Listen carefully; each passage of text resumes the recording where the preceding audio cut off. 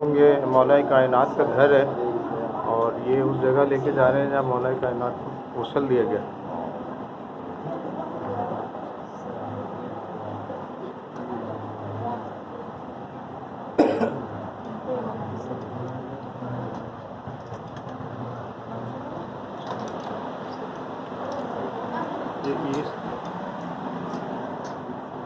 اس جگہ پہ مولا علی کو غسل دیا گیا۔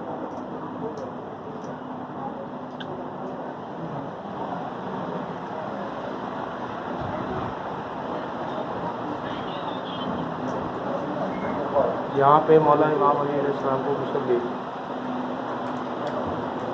اور یہاں پہ کفن کفنایا گیا تھا، امام علی علیہ السلام کو کفن دیا گیا۔ یہ وہ جگہ ہے۔